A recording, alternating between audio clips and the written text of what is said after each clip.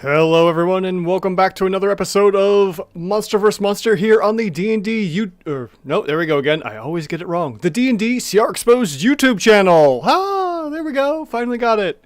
Man, it is such a long intro name that I'm constantly getting that wrong. In any event, what's going on everyone? What are we doing here? We are doing another episode of Monster vs. Monster where we take a group of one team of monsters, technically. Although these guys are kind of humanoids, and these guys are also kind of humanoids up here. And we pit them versus another group of monsters.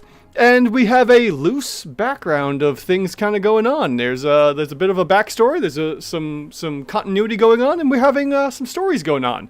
So if you've been following the Monster vs. Monster channel here on the YouTube channel of mine, then you'll know that you'll recognize some of these characters, like maybe Ukugi here, from a recent episode where they were fighting against froglocks, or the frogs, or whatever creatures they were. Now all of a sudden I have all my cats in the room here with me for some odd reason. In any event, what do we have going on? Well, in this episode we have our druids here that have been winning some battles, losing some other battles, versus lizardfolk that have been basically on a winning streak, except for when a group of other lizardfolk were dispatched, and dispatched was actually the correct term, sent off to investigate a lair of a young black dragon, and sure enough, that one didn't go so well. So if you haven't seen that one, check the back catalog for all the Monster vs. Monster episodes here.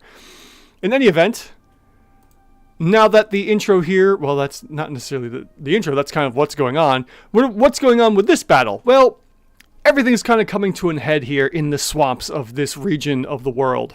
And sure enough, our lizard folk are trying to dominate and conquer this area. They've had some successes before, one failure. The druids have also had one success and one failure. So it's time to see which of these two groups is the better leader for the swamps in theory. In any event, let's go ahead and see who we have on our sides here. For the druid side, we have Ekig, a Tortle Druid. We have Halrus, a Frost Druid from the Icewind Dale Rime of the Frost Maiden book. And then we have our two basic druids here, Falver and Perkin. And they're our standard druids. Right now, they're currently being affected by barkskin. I threw that on just before the game started because they would have heard some stuff going on, so they would have casted barkskin on themselves and now have an AC of 16, which is good to have. On top of that, they have their basic spell books and whatnot, and a few other things. We'll take a look at all these creatures and their abilities as we get to them in the first round of combat. Up here for our lizard folk, on the other hand, we have King Epis, who is the Lizardfolk King, and for some reason I didn't set that up so you could always see his name, riding on top of Ukugi from a previous installment, as I was talking about before. Ukugi here is a Lizardfolk Render, and for some reason they look like a giant thorny lizard, so, King Ipis is going to ride them in to battle. And let's see here. Meat sweep. And then we have two scale shields by the name of Elris and Triv, and then our trusty and ever faithful Lizardfolk Shaman, Sraxel, who was also bringing Ukugi probably to the home of the Lizardfolk here. And as we know with Lizardfolk Shaman, they can get pretty rough when, they get to conjuring animals and their reptiles. So because of this, I have decided not to go crazy with the regular constrictor snakes, and instead use the, if it deems necessary, the giant constrictor snake. So we're going to add in a CR2 monster, well, reptile, if we get to that point. And now that our introductions have been taken care of, we've met both sides of our Monster vs. Monster group here, let's go ahead and begin combat. Alright, now that we have combat beginning, let's go ahead and roll our initiative for our monsters here. And here come the D20s. Yes, that's a whole bunch of D20s. Looks like we got a natural 20 here for someone. Who got the natural 20? Ah, yes, Elris got the natural 20. Very good. And let's bring that all right back up. Alright, so it looks like we have Elris going first, followed by King Epis, Halrus, our Frost Druid, then Ukugi, Perkin, Falver, Sraxel, Triv, and Ekig. All right. So, let's go ahead and begin round 1 of combat here with Elris. We're going to jump right up here, and they're just going to go ahead and attack the Druids, charging in, hissing, and whatnot. I'm not really giving much of a care for surprise here. So, Elris is our basic Lizardfolk scale shield. All of our stuff here for stats, they have a feature of a Morningstar, a Bite, a Spike Shield, a multi-attack of, let's see here, 2 melee attacks, 1 with each different weapon. They also have a shield block, which is a reaction. So if an ally within 5 feet is hit by an attack, the scale shield can reduce the attack's damage by half. That's interesting. So it's only an ally. They can't do it for themselves, which is very strange. Weird. Okay, so they can reduce the damage by half, which is kind of neat. And then they have the Hold Breath ability, and they're wearing Scale Mail and a shield. Okay, so if we had the option to roll higher damage, we couldn't because we'd have to do it one-handed. Hair Doctor, let's see here. I guess Ukuki isn't a lizardfolk themselves, but rather a beast that the lizardfolk use like we do horses. Yeah, that's what I'm kind of gathering here, Hair Doctor, from that. Okay, so then, looking at Elris's back to the stats, they have an intelligence of 7 and a wisdom of 12. So they have very basic tactics that they're going to do, which is just go in and kill. Beyond that, they do know when to leave and if they're outnumbered. So at the moment, they are pretty certain that they are more than a match for the Druids and are going to just rush right into combat. Okay, so let's see here. Do I have? No, I still don't have that set up. All right, not a big deal. We're going to go ahead and go 20 feet to here and another 30 feet to over here. And that kind of puts them into some kind of debris here.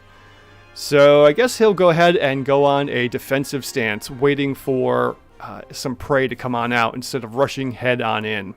So we're going to go ahead and put him on dodge, and we will move on to King Epis. All right. King Epis is up here, technically riding on top of Ukuki, so we will go ahead and have Ukuki's turn kind of delayed, so to say, and they will go together.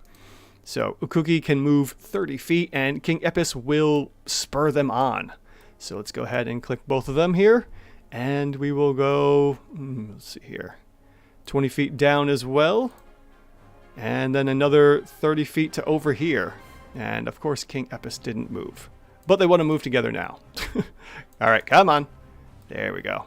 Very good. So that is the movement there. And Ukuki's turn is kind of, I guess we would say Ukuki will go on dodge since their turn is now going with King Epis and not really doing much of anything. And King Epis will also go on a defensive posture for the time being.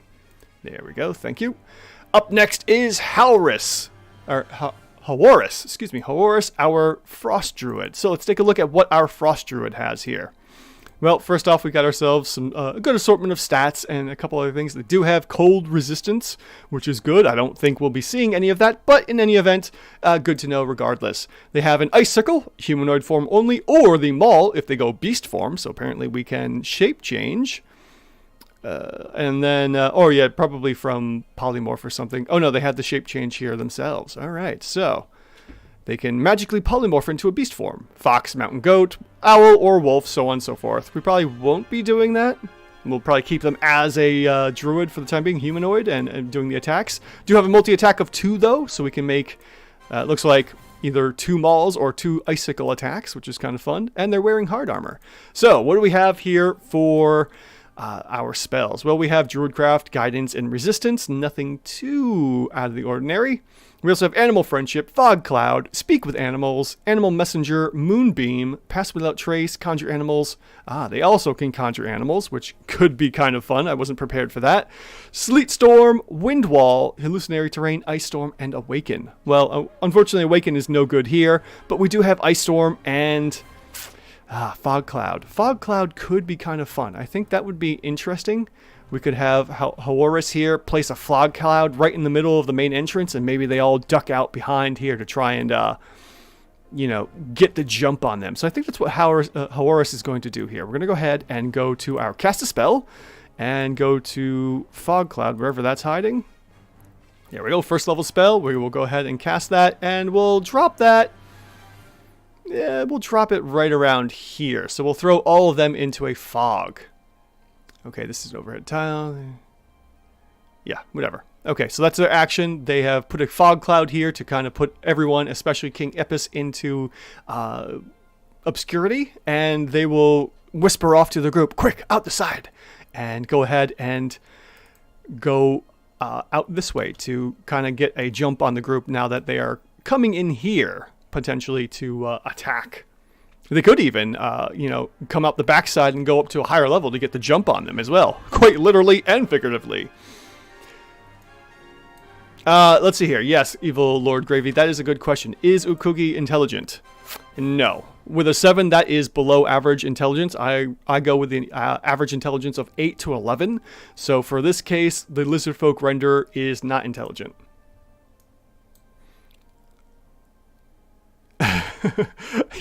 Is King Epis there careening around the battlefield without any input? No, for what it's worth, King Epis here is indeed controlling the mount, so they just kind of scuttled along here. But with the fog cloud in the way now, things have changed for our lizard folk. Okay, let me get my combat tracker back up here, and that is the end for Halris's turn. Ukuki has already gone, so we will go ahead and put them back on dodge since that was a forced state. And then we have Perkin here, who will definitely follow Halris's advice and go towards the back. And let's take a look here at what we have for spells. Well, we have Druidcraft, Produce Flame, Shillelagh, Entangle, Longstrider, Speak with Animals, Thunderwave, Animal Messenger, and Barkskin. Well, Barkskin's already been used, and Animal Messenger is no good. So we will focus on all of these other spells and maybe even upcast Thunderwave, or I don't think we can really worry about Entangled being upcasted, but in any event, we will have those as options. So, Perkin here, let's see here, 5 feet. It's going to move, yeah, we'll do something like that. 30 feet to here, and then we'll do another, we'll say another move action over to here and hide behind the wall.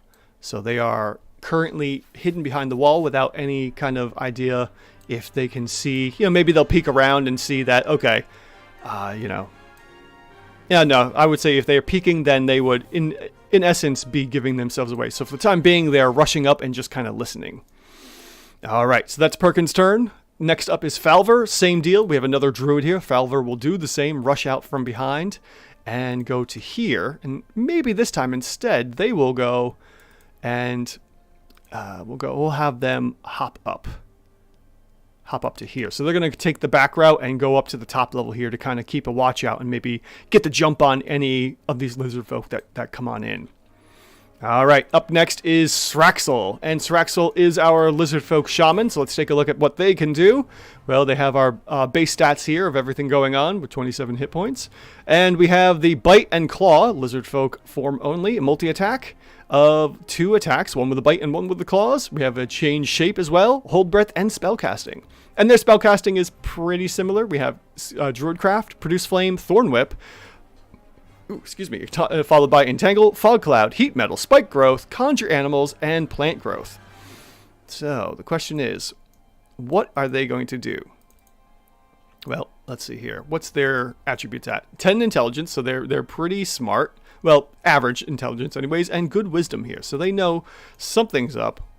And let's see here. They'll come on down 30 feet to here, get close to the king, and let's see here. They're going to follow suit or go here. Let's take an insight roll from this guy to see what happens here. And we'll say, we'll set that as a DC 12 for something to happen here. If they decide to maybe check around the side or go to one of the other sides here. So let's go ahead and do an insight roll. And that's going to be a 9. So unfortunately, Sraxel has not been, deceived. Well, has been deceived technically, and is deciding to wade right into the fog as well to join up. So what are they going to do? I guess for the time being, they're just going to go on dodge since they're not quite sure. According to the lore, that is above average. Ooh, that's pretty brutal. All right, so that is that's Sraxel's turns up, and lastly we have Triv, who is also at below average intelligence here, and it's just going to rush right into the fog.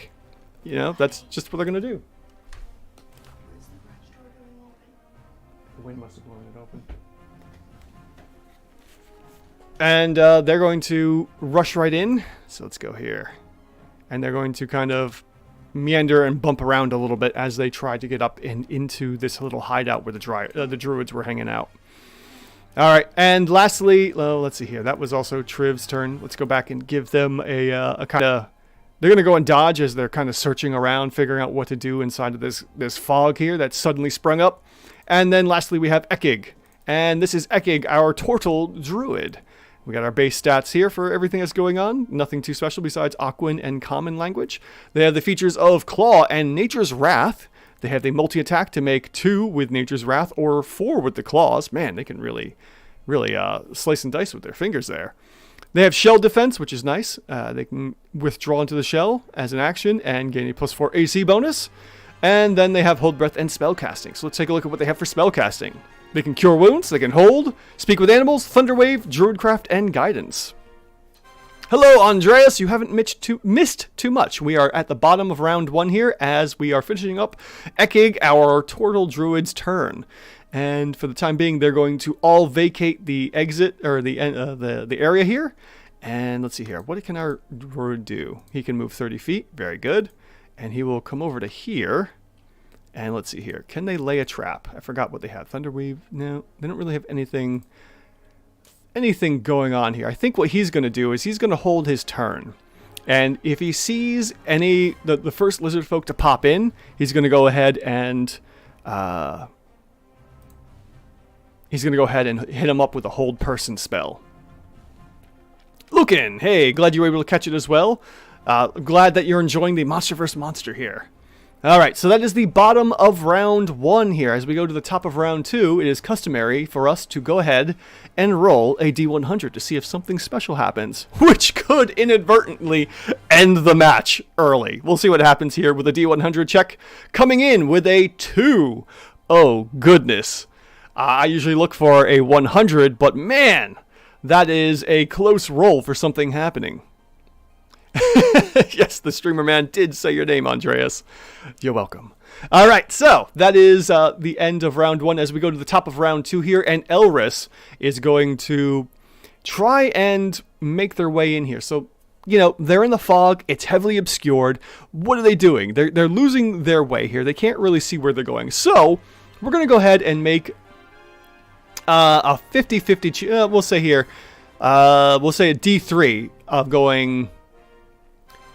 A D3 for 1, 2, 3 here to see which way they're going to go as they run straight. Because they could run right out and like hit the wall here and try to figure out what the heck's going on. So go ahead and roll a D3 here and give me a moment as I need to take care of something real quick.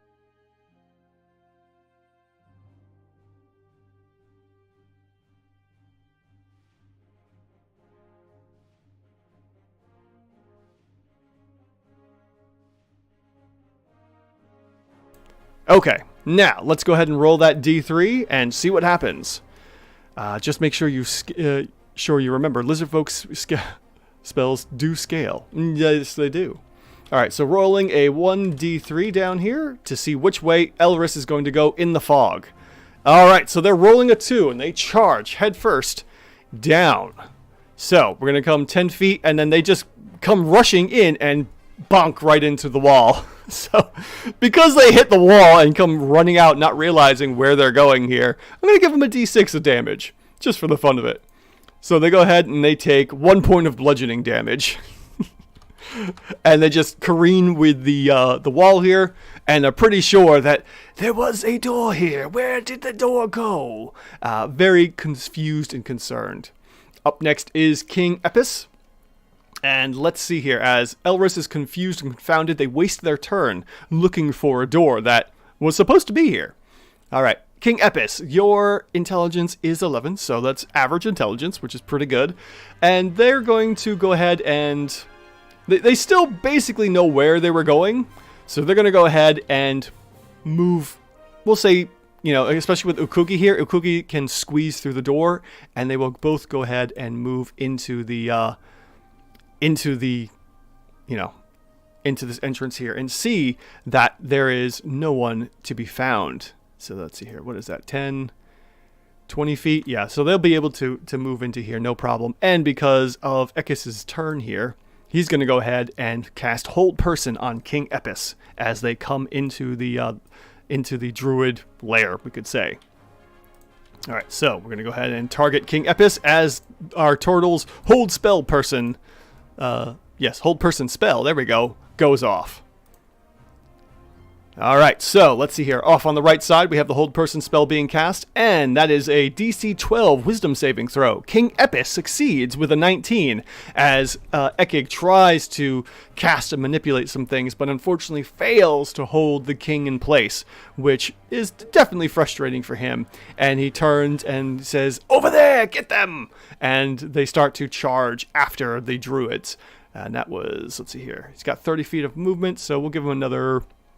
what was that? 15, roughly 25. We'll give him another 5 feet of movement because it wasn't quite accurate. So now the Lizardfolk are starting to charge out, and Epis is going to call out that they're escaping and to look for other areas as he charges through. All right, up next is Horus, and what is she going to do here? Let's see here. We have Fog Cloud, Speak with Animals, Animal Friendship, Moonbeam, Pass Without a Trace. We'll say Sleet Storm. Sleet Storm is always fun. Or Ice Storm. Which one's better? Which one does damage? We got damage there, or we have the Sleet Storm. We'll go with Ice Storm. I think that one's pretty good. And let's see here. So we'll go ahead and cast the Ice Storm spell. And that's going to be... 20-foot cylinder from 300 feet. All right. So we'll go ahead and click through here so I can see what's going on. And we will go ahead and... Oof, yeah. You know what? We will drop that right about there. I will have Horus move a little bit so she can throw that down here. And ironically, yeah, this is an open top too. So... Elris will be able to do that. We won't be able to target here because of the heavily obscured area, but we can do it here. If we do it on top... Ooh, yeah, if we do it here... Yeah, let's do it there. Okay. So that... Oh, no. Oh, wow. Okay. So, we have ourselves... What's going on here? We got a bunch going on. We have an Ice Storm with a DC 14 dex save going on. And with that, we have 30 points of damage. So, we have a creature takes 2d8 bludgeoning damage and 4d6 cold damage on a failed save, or half as much on a successful save. So, the hailstones turn the storm area into difficult terrain until the end of my next turn, or Horus's next turn. So, yeah, it probably could, Hair Doctor. Yeah, we probably could do Animal Friendship if it wasn't already blasted with ice from the hailstorm here. So... Elris, let's see here. As results for DC 13 check, we have Elris succeeding with a 15, Ukugi with a 15 and has advantage. King Epis succeeds with a 15, and Triv fails with a 30, still having advantage as well, which is surprising to have advantage somehow. In any event, that causes a whole bunch of damage, and Triv actually still alive. I'm surprised, but is bloodied for sure. So let's take a look here. Each character is... Alright, so it's just a one-time shot of damage, and then the place is in difficult terrain, so it's going to be hard for them to move. Now, Horus calls out and says to split up and to divide, or pincer move, to have both the Druids kind of encircle them. So Horus is going to move here and join Falver this way. So we're going to head over to here as she rushes around back. All right, that is Horus's turn, and we move on to Ukugi, who is in the area of difficult terrain, and let's see here. Can't do anything else for the time being. Oh, that's why it was advantage, because of the dodge. That's weird. It shouldn't be giving advantage for those kinds of spells. Yeah, in any event, we will forgo his turn, considering he hasn't been able to do anything, and we will put him on dodge again, since he is moving with King Epis at for the time being. All right, so that is Ukugi's turn. Up next, we have Perkin, and Perkin is up here. They're going to come around the side and see that they have a pretty beat up Lizardfolk here and the Shaman over here. So let's take a look at what we have for spells once again. We have Entangle, Longstrider, Speak with Animal, and Thunderwave. So we could do a Produce Flame. That would be a decent option. Although, what's the range on it? I don't see anything for range at the moment. Oh. Feet. Yeah, that's the one thing that drives me nuts about this version here. I can't get like the distance unless I go down here. Usually. Let's see. Oh, it's just self. Okay, that's I guess not really going to help. I don't have the proper spell distance here for Produce Flame. In any event, we do have Thunderwave, which is a 15-foot cube we could do, but we also have Entangle. I think the best bet is maybe going to be entangling the Shaman, since he knows, you know, this one has hung back here for a specific reason. Let's see what happens here. We'll go ahead and do that. We'll do a little entangling and maybe even catch Triv into the Entangle spell. So we'll go ahead and cast that. First level. Oh, no, we can't. That's too bad. Okay. So we'll go ahead and do this. And we will entangle Syraxel here. Yeah, we'll do it like this. All right, so. Oh, we forgot. I had the bark skin up. Oh, well. That's okay. The entangle is probably a better option anyways. So we have an entangle spell here with a DC 12 strength saving throw, and Syraxel fails with a check of 11. You can throw it at a creature within 30 feet. Thank you, Lucan, for the Produce Flame. I appreciate it. Okay, so we're going to go with Entangle, and Syraxel is currently restrained. So we will go ahead and put the restrained condition on him. And he cannot move. One more second.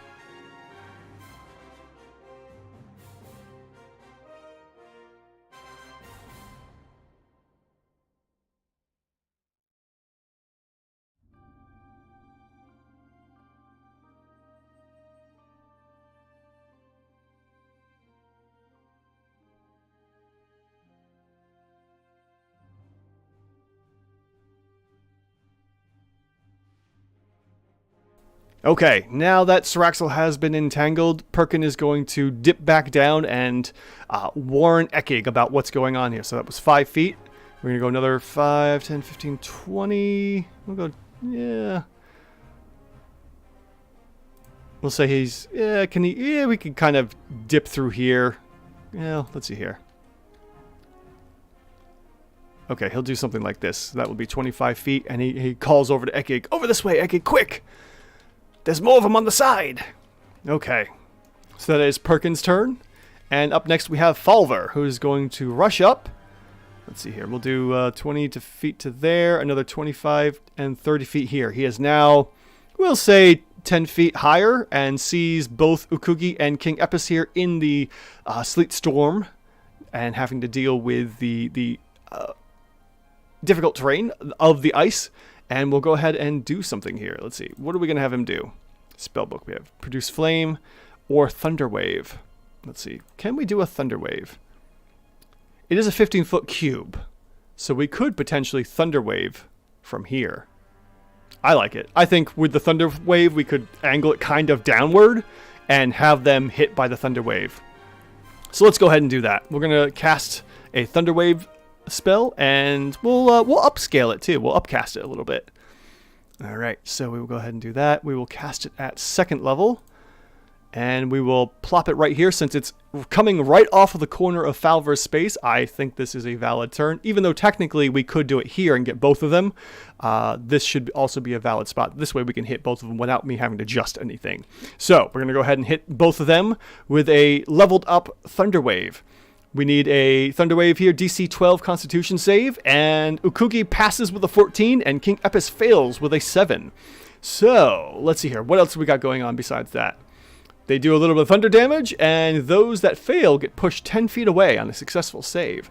So, the question is, he's riding Ukugi in here, but he gets thrown off. So, yeah, he's going to get blasted out off of Ukugi here and hits, we'll say he hits the wall, and gets pushed over to here, and he's now prone on the ground. So we'll go ahead and put prone for King Epis, and that could give anyone else benefit that goes to hit King Epis as well. And nothing much happens for Ukugi. He takes a little bit of damage. King Epis takes a bit as well, as, you know, magic versus melee. We are already seeing the influences going on there. And that is Falver's turn. He's moved, he's casted, and has no bonus actions as far as I'm aware. Just a double check here. The features, yeah, spellcasting and a quarterstaff. That's it. Okay, so that is, excuse me, Falver's turn. Okay, up next is Sraxel, who is annoyingly encaptured and restrained by the, by the plants here. And let's take a look here. Just to double check, restrained. Restrained creatures' speed becomes 0. They can't benefit from any bonuses to speed. Their attack rolls are at disadvantage, and being attacked is at advantage, and they have disadvantage, on any dex save. So they can still cast if they want to, which I think Sraxel's going to do. He's going to go ahead and do the ever faithful and fun-loving Conjure Animal spell here. So they can conjure within 60 feet. They saw who cast the spell. So we're going to go ahead and summon up ourselves a Conjure Animal. So they get the nice little spell animation here, and 60 feet will easily put something, we'll have them put right there. So we're going to go ahead and conjure up ourselves a giant constrictor snake, which is right here, and I prepared for this. Oh boy, that is much bigger than I thought. I thought it was only going to be 2x2, not 3x3. So we have ourselves Snuggles, the constrictor snake. And we will have Snuggles go directly after Sraxel just to make life easier for me. Alright, so that is Sraxel's turn. They can't move. They've cast a spell and are concentrating on the constrictor snake, and we'll let the constrictor snake do work. So let's go ahead and take a look at our new combatant here. 60 hit points, a whole bunch of stuff going on here, and we have the feature of bite and constrict. So how does each of these work? Well, generally speaking, we're going to go ahead and constrict first to get that grapple, and then we'll bite at advantage. So the constrictor snake is going to come on over, yes, a big old snake, and go to attack Perkin, who has moved down here. So on the constrictor snake's turn, they're going to go ahead and move 15 feet down and go in for the attack on Perkin here to constrict them. All right, so let's go ahead and get that constrictor attack going and see what happens. All right, that's a base 13, total of 19, and does indeed hit Perkin, who is now restrained. It's too bad I can't drag and drop that condition, which would be really nice. All right, so unfortunately I can't drag and drop, but Perkins is now restrained. Now, they did take some damage, so they have to make, I believe, a concentration check. Am I wrong about that? Entangle should be concentration, right? Let's just double check here. Yeah, that is concentration, but for some reason it didn't get triggered. Very strange. Okay, let's go ahead and make ourselves a concentration check here and see what happens. Constitution, flat DC 10, and easily passes with a 16. So the entangle is still going, but they are restrained, so that's not good for Perkin here. All right, that is Sraxel and the Constrictor Snake's turn. And we will move on to Triv, who is up here and bloodied. Let's see here. They don't know what's going on. They're in the clouds. They're bloodied. They only know that home is back this way. So they're going to start the retreat on their own, since they're not really hearing much besides a whole bunch of screams. So we're going to go ahead and give a 1d3 check here to see where they go, and they might end up hitting into boats and tripping and whatnot. But, you know, we'll leave it up to randomness of where they run to as they turn around and get out of dodge. 1d3 coming in place, and we have a 2. So luckily, they get right back the way they came and avoid hitting the boat. So they will go 30 feet back out and see that Sraxel has been entangled. Now they have a clear idea of what's going on here. They're going to go ahead and just go on dodge for the time being as they've backed out. Nope, not shove. Here we go. All right. Let's get rid of that targeting there. And we will end the turn with round 2 here with Ekig, who is down here and sees that their friend is in trouble. So what can Ekig do to help? We could Thunderwave. And if the Thunderwave works, then we could push this giant Constrictor Snake away, technically getting rid of the restrained condition in theory. So we will see what happens here. Let's go ahead and do that. Or we could do Speak with Animals. I don't think that's going to be super helpful right now, but we'll go ahead and give the old Thunderwave a shot. So, let's see here. Ekig is going to go ahead and cast Thunderwave. And we'll just do it right here, which will target the Snuggles, our giant Constrictor Snake. And we need to make a DC 12 Constitution saving throw. Our Constrictor Snake succeeds with an 18 and only takes, looks like, half damage. Is that right? Yep, takes half damage and isn't pushed. So unfortunately, Perkins is not able to break free easily with the help of Ekig, who is now concerned about his friend. And he will... What's he going to do? He's going to move over to here and get ready to try and help pull Perkins out on the next turn. So he's going to go up to there and get ready to pull and get Perkins out of there. All right. So that is the end of round 2. And as we go to the top of round 3 here, it's time to roll a D100 and see what happens. All right. Once again, we roll and we end up with a 35, which unfortunately means nothing crazy or special happens in this instance here. So we will continue on with Elris, who is now able to see what is going on and hears some barks and yips. Not to say barks and yips, but hisses and calls from Sraxel to pointing in this direction, and Elris will go ahead and start charging off to find the other druids that are down here. And let's see here. Which ways? He's already made one full movement. He will see that Perkins is constricted at the moment, with the being constrained in the Constrictor Snake's grasp. So is he going to go around? No, he probably won't go around. He'll probably just stick right here. So we'll just do 5, 10, just something like this to see what's going on.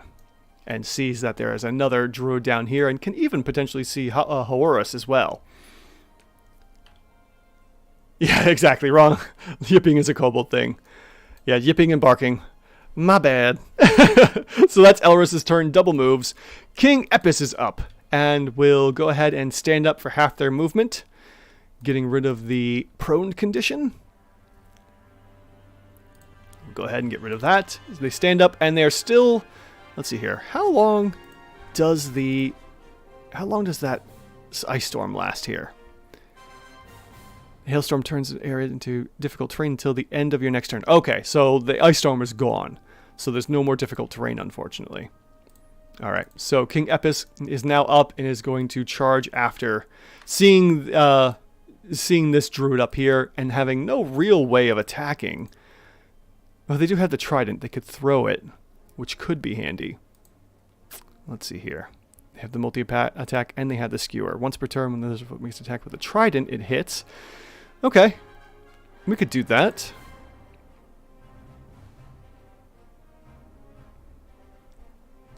Yeah, I think we'll do that. We'll go ahead and he stands up. He's going to move 15 feet to there and is going to make a ranged attack with the trident against Falver. So we'll go ahead and throw the trident. No, we can't do it there. Oh, that's what that does. Okay. Nope, come on now. Let's open up the character sheet again, and we'll go for that ranged trident attack. So that's going to be a base 10, total 15, and misses Falver. Thankfully, because of the bark skin, the King Epis' attack misses. And how many tridents does King Epis have? Enough. Well, in essence, you probably only be carrying one trident, so we'll say he doesn't have the trident at the moment, and the attack falls short, and the trident's over here, so we'll go ahead and go and pick that up in a moment. All right, so that is King Epis' turn as they've moved and attacked. So now we move on to Horus, who is also going to rush up the stairs to see how things are going. And we'll then see, looking over Falver, because Falver is a halfling due to the picture, that things are going kind of okay. Let's see here. Let's hope that the trident has loyalty. Otherwise, it would be a throwaway joke. Oh, no. Okay. Seeing over top and through Falver, Horus is going to cast another sleet storm. Or ice storm, excuse me. Having the ability to do so, we're going to go ahead and throw this down again. Trying to avoid hitting Falver. And we're going to see, what happens here. Oof, this is not looking so hot for them. We have ourselves a DC 14 dex save again. Ukugi, who had advantage again for being on dodge for some reason, I'll just leave it. Doesn't really matter. Passes, succeeds with a 14. King Epis fails once again and goes prone, apparently. Or no, it doesn't get knocked off. Excuse me, that was because of the other thing. Takes more damage and is bloodied, as well as Ukugi, who is also bloodied. Things are not looking so hot for these two, and they've taken themselves 13 and 27 points respectively, as they are now being hit with this sleet storm once again. Oh, that's cool. Good to know that. All right, so that's Horus's turn. They've moved up to the top here and rained down more ice onto the Lizardfolk, and we move on to Ukugi, who is now going to consider options. Let's see here. They're smart enough to know when to run away. And seeing what's going on here, and that the king is also in a bloodied state, Ukugi's going to kind of grab the king and start dragging him out. Now, because of how dragging rules work, if the target is an opponent and someone who would be fighting with them, the half movement coming from dragging is showing them literally fighting against you, and that's why your movement goes from 30 to 15 when you drag someone. Yes, it is raining ice.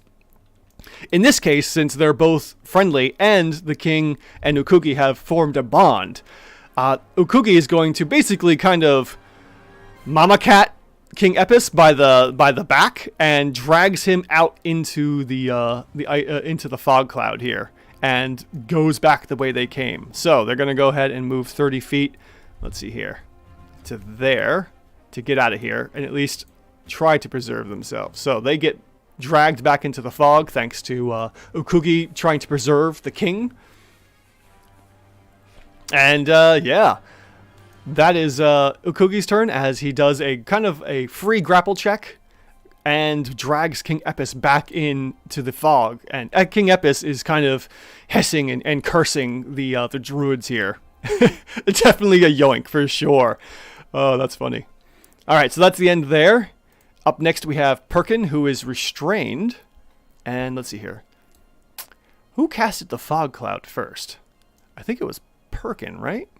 No, Perkin did that. Falver. Oh no, that was Horus who did the, okay, yeah. Horus is concentrating on the fog cloud. Alright, good to know. Alright, so Perkin is over here.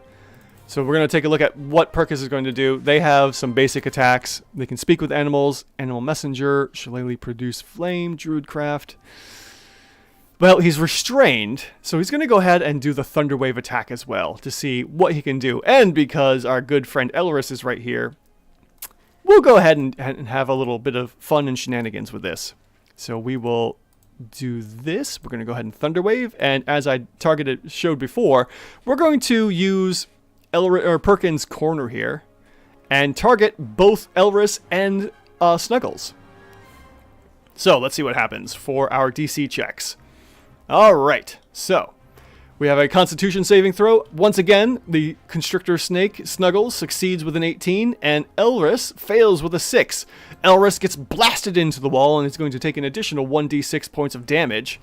And yeah, a little bit here. So Snuggles here takes a little bit of half, and Elris gets blasted into the wall, taking that little bit of extra damage. And we're going to go ahead and say 2 more points of damage. And definitely bloodied and not looking so hot. Don't have a son. All right. So that is Perkin's turn. He's going to continue to be constricted. Up next we have Falver, who is over here and chuckling to himself. You know how halflings are. It's kind of like, ha-ha! Look at them run! Silly creatures. And what can Falver do? Falver's going to go ahead and move to the edge here.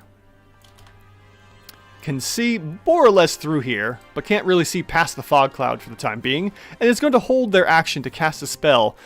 We'll say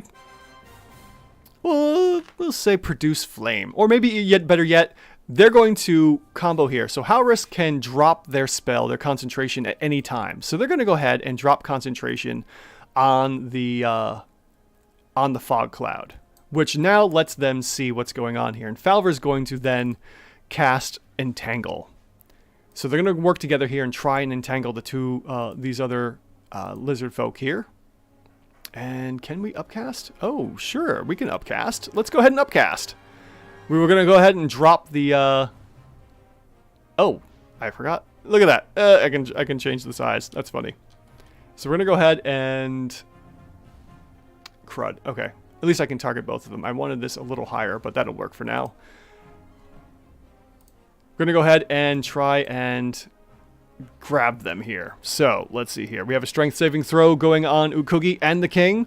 The King succeeds with a 22, and Ukugi also succeeds with a 22. They are not restrained by the grasping vines. So let's go see if I can adjust this, because I wanted this a little higher. There we go. Yeah, we'll put that there. That's where I wanted it initially. Sadly, the fail doesn't grasp as the both King Epis and Ukugi kind of just slash and bite away. Yes, the wombo combo. Looking at chat here and seeing how Herr Doctor's not elaborating on his joke as Lucan is confused. All right, so looks like that is Falver's turn as he loses concentration on his stone or his bark skin, excuse me, and tries to, entangle the lizard folk up here. Up next we have Sraxel, who is now going to...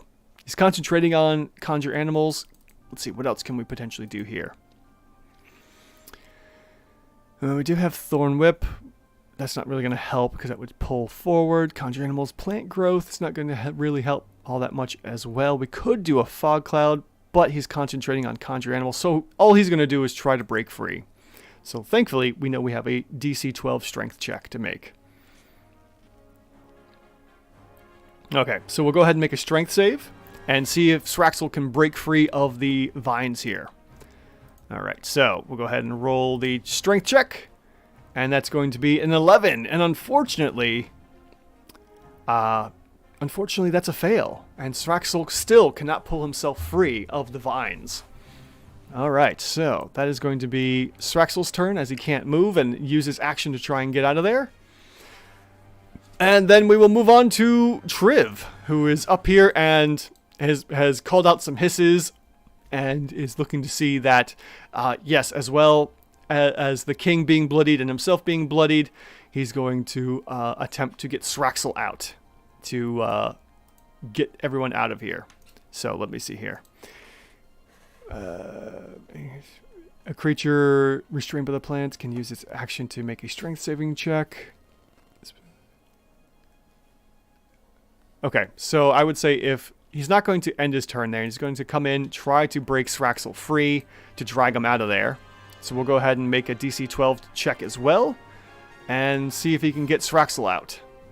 That's going to be a 13, and he does indeed grab Sraxel and drags him out with the last remaining feat he has here.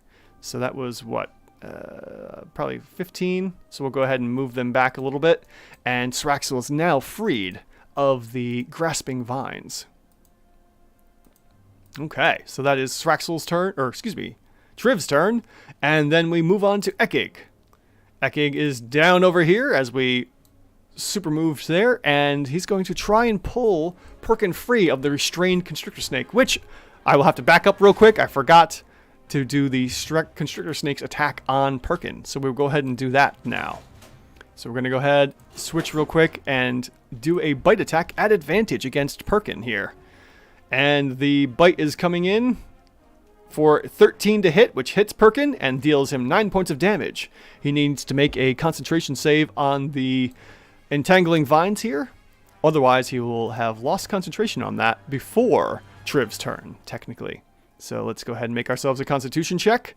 Flat 10, base 16, total of 17, and does avoid losing concentration on the entangling vines here, and the turn still holds true.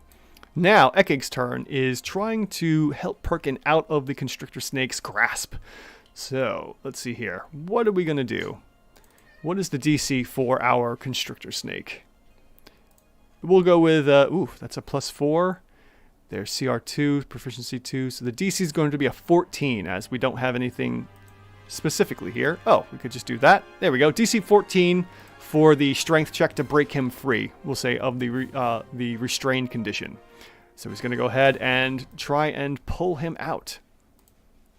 All right, strength save, +2. Let's see what happens here. Did it roll? Come on. There we go. All right. Ooh, look at that. A 21. And our Tortle, with the might of 1,000 Tortles, goes in, grabs Perkins, and is able to break him free of the Constrictor Snake's grasp, and drags him back as well. Lots of dragging going on here, which is really funny. So we'll go ahead and move them.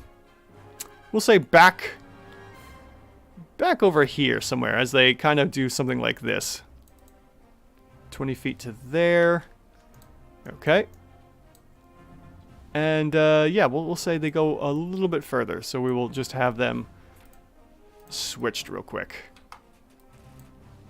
There we go. As he's pulling Perkins back, and Perkins is like, look, we got it, we're good. Yes, exactly. He doesn't know it would be worthless. He would be concentrating on it. So for the time being, Perkins is still concentrating on it, even though at this point, with line of sight, he can actually see now that Sraxel is free. At least he can kind of tell. All right, so that is the end of round 3 here, and we will go to the top of round 4. And with that, we will go ahead and roll our D100 check to see what happens here. We have ourselves a 73, and sadly, nothing special happens. All right, so that is the end of round 3. Top of round 4, we have Elris here, who is blasted and confused about what has happened. Where are they going to... They're going to backtrack the way they came, considering that their prey's gone, and he's in a very bloody condition, kind of outnumbered here. Even though the Constrictor Snake was helping out, he's going to go ahead and back up the way he came, kind of thinking, like, why did I even bother? For real. And then assesses the situation here. Sees that King Epis has been pulled out and is in pretty bad condition. A lot of the others are also in bad condition, while the Druids are still looking pretty good. And I think we are going to call for a retreat here as they start to move back a little bit. So that will be his turn. He's not quite sure what to do yet because the king hasn't called for anything, and goes on a dodge action, wary of the situation. That is the end of Elris's turn, and we move on to King Epis, who looks around the situation, curses at the Druid standing up top here, uses half the movement to mount up on Ukuki, and they both back up and start to move backwards again and call for a retreat, calling to go back. And with that, the Druids will not necessarily call... they're going to let the Lizardfolk wave the white flag, and they will retreat back to their lair as the other Lizardfolk do the same, licking their wounds and realizing they have been outmatched by the Druids here. So, as the top of round 4 has come to a beginning, and we will, say the Druids don't really bother much of anything more than just to push them off, waiting for their Archdruid to come back. The Druids have defended their territory here, and the Lizardfolk retreat back to their homes. No one died, surprisingly enough. No one died, but there's plenty of wounded to be tended and cared to. And I will call this the end of combat here, as the Druids are successful in this week's episode of Monster vs. Monster. Let's go ahead and take a look at the polls to see who thought the winners would be. All right, taking a look at the polls. Ooh, we have pretty much a split down the middle here. 37% of you voted for the Nature Team, 37% of you voted for Meat Team, and 25% of you voted for Team I Hope That's a Plane. And so 37% of you that voted for the Druids, congratulations. You won this week's episode of Monster vs. Monster. It was not, in fact, a meat sweep. I think I know a song that Elris might be singing to themselves. It's called If No More Fucks to Give. There's even a radio version of it. I have no more F's to give. Yes, I would definitely agree with that. Definitely, for sure. The only one that, there's a few here not harmed, and surprisingly enough, Syraxel was, once again, the only unharmed lizard folks, surprisingly enough. Yes, do you all know what Team 3 was? The third option team? I hope that's a plane. Yeah, the icon definitely gives gives a little hint as to what could have come screaming down from the heavens. And we'll leave it at that. Not necessarily celestial, but maybe draconic in nature. In any event, thank you all so much for joining me here. Let us get into the business as we end this episode's Monster vs. Monsters for the week. The virtual tabletop of choice is Foundry VTT. I love Foundry. I upgraded from Roll20 to this. It's a one-time purchase, and that's it. There are no services to pay like all the other tabletops out there. Roll20. There's like a blade or an edge or something. There's a whole bunch of them. Even like the nicer ones that are being made by the companies and whatnot. These are all going to be services, something you have to pay every month. Foundry doesn't. You don't. You pay for it once, and that's it. And it pays for itself in a couple months' time. I highly recommend someone getting themselves a copy of Foundry because it is a fantastic and beautiful environment. The battle map is by Che and Peku. You can get these battle maps and many more like this at patreon.com/ChePeku. The music is linked in below. It's a free resource from here on YouTube. And the names were all created by fantasynamegenerator.com. I have no affiliations with any of these products. I just stand by them as they are fantastic resources, and you should use them as well. As well as JB2A's dynamic effects as well, which give us these really great spell effects that were used for the Grasping Vines and a few other things like the Ice Storm that Horus used. In any event, Chuck Norris, the ultimate showdown reference. In any event, thank you all so much for joining me. Herr Doctor, Evil Lord Gravy, Ian Ravik, Lucan, and let's see here, who else was here for the game? Andreas Husfeldt. Thank you all so much for joining me tonight. It was a pleasure having you here, and this is me, Andrew, as always, thanking you and anyone else that watches at the end as a video on demand. Thank you so much for joining me and asking the question, are your encounters even rated? Thank you so much for joining me, and I will see you all, hopefully, tomorrow for another episode of the Ever Sidequesters Adventures in the Beginner's Box from Pathfinder 2nd Edition, or next week, as we do another battle of Monster vs. Monster here on the D&D Exposed, CR Exposed YouTube channel. Thank you all so much, and I will see you next time. Good night, everyone.